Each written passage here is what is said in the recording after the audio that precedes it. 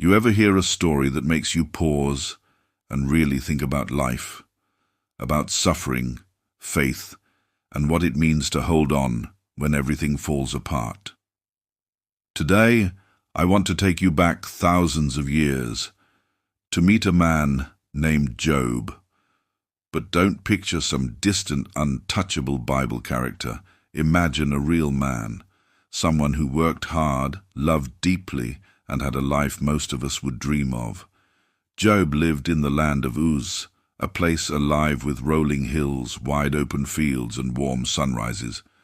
He wasn't just wealthy, he was blessed. Picture thousands of sheep grazing under the sky, camels traveling in long, winding caravans, and oxen ploughing rich farmland. Job's home was alive with joy. He and his wife had 10 beautiful children who filled the air with laughter. But what truly set Job apart wasn't his wealth. It was his heart. The Bible says Job was blameless and upright, a man who respected God and turned away from evil. Every day Job prayed for his children, offering sacrifices just in case they had done something wrong. That's the kind of man he was. Loving, careful, humble. Life was good, until everything changed. Far beyond what Job could see, there was a conversation happening in heaven. Satan, the accuser, came before God, and he said, "Of course Job is faithful. Look at how blessed he is. Take it all away, and he'll curse you to your face." God, who knew Job's heart, allowed Satan to test him, but with limits. And so, the storm began. In one single day, Job's entire world crumbled. First, a servant came running. "Your oxen and donkeys stolen. The workers killed." Another rushed in. "Fire fell from the sky. Your sheep are gone." A third stumbled in, breathless. "Your camels raided." And before Job could process this nightmare, a final servant appeared, trembling. "Your children, all 10 of them, were feasting together. A mighty wind struck the house, and it collapsed." Silence. Imagine Job in that moment. The man who had it all, now sitting in the dust, his heart shattered, his arms empty. Job tore his robe. He shaved his head. He fell on the ground in grief. But his next words are what make him unforgettable. He whispered, "Naked I came from my mother's womb, and naked I will depart. The Lord gave, and the Lord has taken away. Blessed be the name of the Lord." Even in unspeakable pain, Job chose worship over bitterness. But this was only the beginning. Satan struck again. Job's body broke out in painful sores from head to toe. He sat in ashes, scraping his skin with pottery, unrecognizable from the man he once was. His wife, overwhelmed by grief herself, looked at him and said, "Are you still holding on to your integrity? Curse God and die." But Job answered softly, "Shall we accept good from God and not trouble?" He didn't understand. He couldn't see the reason. Yet somehow, Job stayed faithful.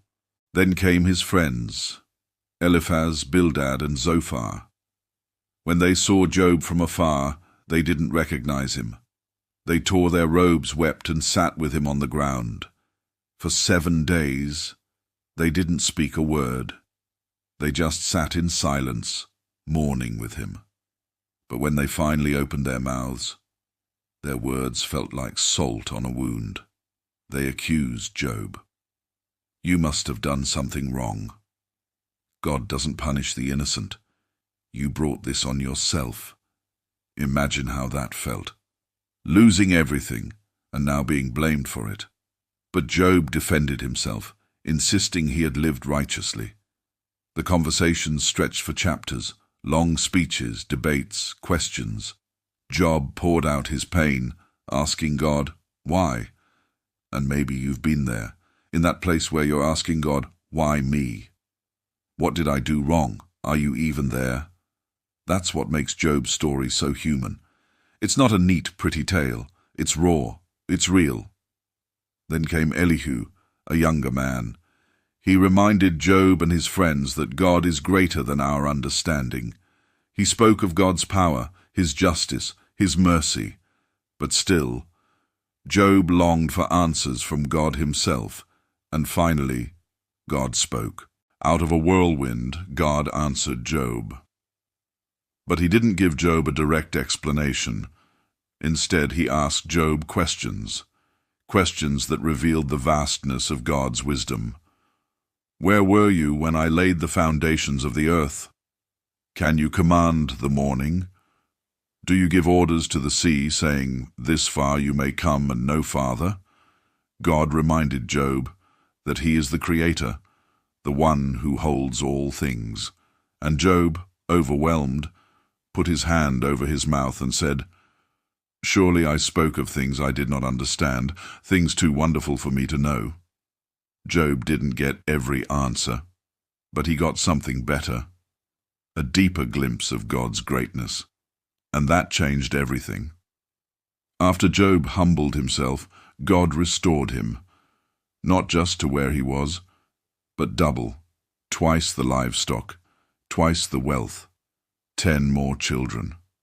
And his life was blessed again. But the real treasure wasn't Job's wealth. It was his faith, refined through fire. The story of Job isn't just about suffering, it's about trust. It's about holding on when life makes no sense.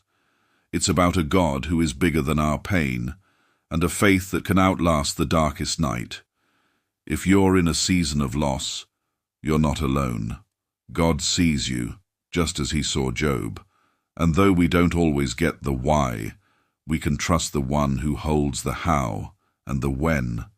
So next time you feel like life has stripped everything away, remember Job, a man who chose faith over despair, and a God who never left him.